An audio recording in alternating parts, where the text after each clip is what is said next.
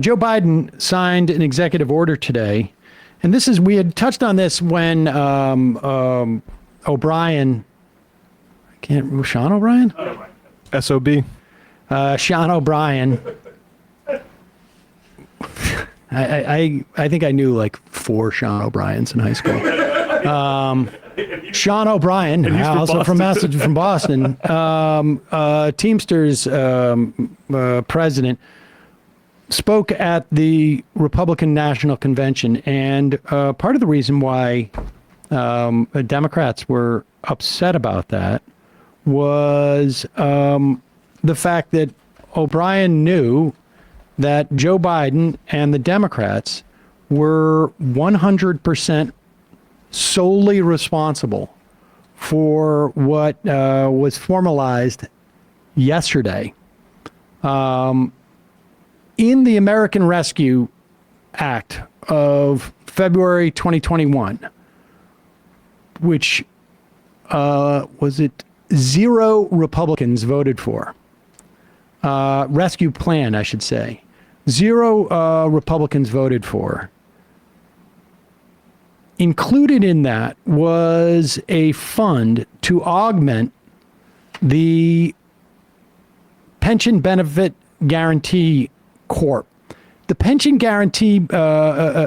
Benefit Guarantee Corp was set up under ERISA, I believe, in the maybe the early 90s. Somebody double check that. I'm not exactly sure.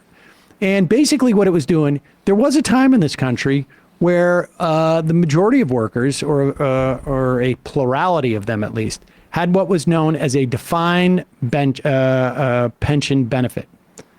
Defined benefit pension. In other words, you would be guaranteed a certain amount of money on a monthly basis when you retire.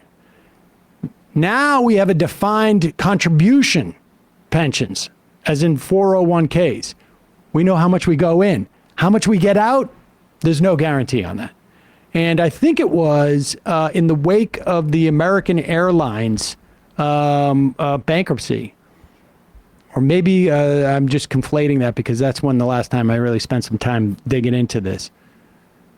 The Pension Guarantee Trust or Corporation gets fees and basically backs up pensions for large single employers if they go out of business, and so that workers don't get stuck.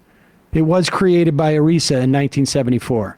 And in the wake of COVID, the Democrats understood too, though, that there is a lot of pensions in terms of class of workers that could be in deep trouble, particularly in terms of unions, because a lot of people get laid off and benefits are not included. And these pensions were weakened because of the 2008 financial crisis. And there was really no way to recover from that, right? I mean, you have whatever, just pick a number, 100,000 people who are signed up to your union pension who are going to retire in 2008, 2009, 2010, 2011. And because of the financial crisis, the value of those pensions dropped by 20%, 25%. You still got to pay out to all those people. So there's a sort of a rolling deficit in these pensions. And it was coming to a head for a bunch of workers, but particularly 70,000 Teamsters throughout New England in various jobs. Some bakery workers, some warehouse workers, some delivery drivers, some freight drivers. 28,000 in Massachusetts, 13,000 in Connecticut, 6,000 in New Hampshire, 4,000, 5,000 in Rhode Island, Maine, and Vermont, a couple thousand.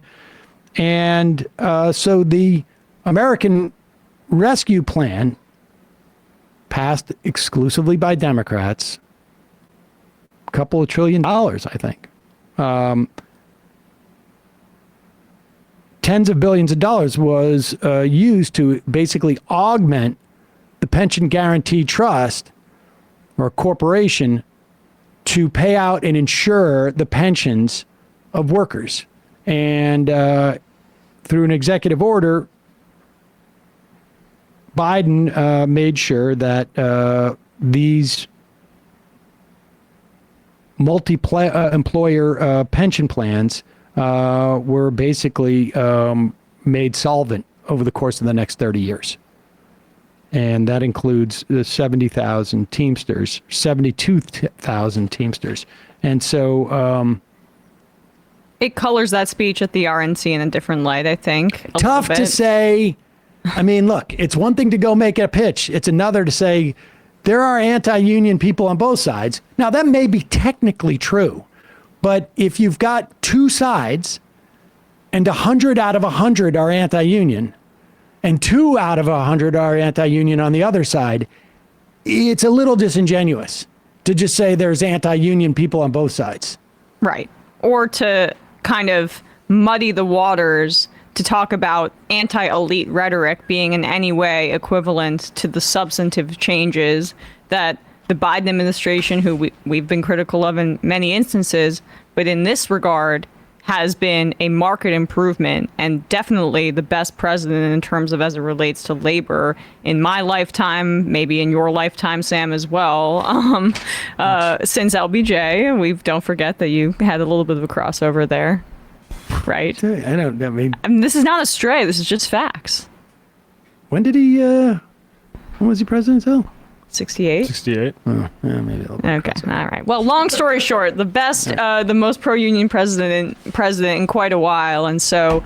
I just don't remember him. Yeah, but look, O'Brien has the right to leverage these things, and I would say, like, when we say it's the best pro-union president, that's because we have gone through a period of atrocious anti-union presidents. Yeah. The bar is in hell, but the point is that he has the Democratic... Which is why there's all that distrust. Just right. Everything's on the curve, ladies and gentlemen. That's why there's distrust within the rank and file, too, so he's also has to be responsive to that. He's a politician, too. But I think, like, we can also call a spade and talk about the material differences between the two parties. Well, and like calling Hawley and Vance like pro-workers, just like that's bad political education. Bad political education. They have a great aesthetic, though, apparently. Oh, they're anti-elite, J.D. Vance and Peter Thiel. I think apparently. that's bad political education, too, to say they have a good aesthetic.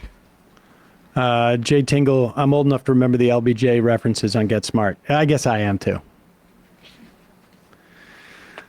These guys, they're looking at me like, what's Get Smart? I don't remember H.W. Bush times really at all. I would have been 4. Just stop it. I don't remember. I remember Bill Clinton. But no, I saw Get Smart, the remake with Anne Hathaway and Steve Carell. Duh. I think that was even like the second remake. I think Andy Dick was in one, maybe the TV show before then. I don't even want to talk about it. I quoted Get Smart in my yearbook? High school yearbook. Oh. Yeah. Hey, folks, don't forget to hit the subscribe button and check out our daily show. We do it every day at 12 p.m. Eastern for about 2.5 hours. We even take phone calls. You should check that out.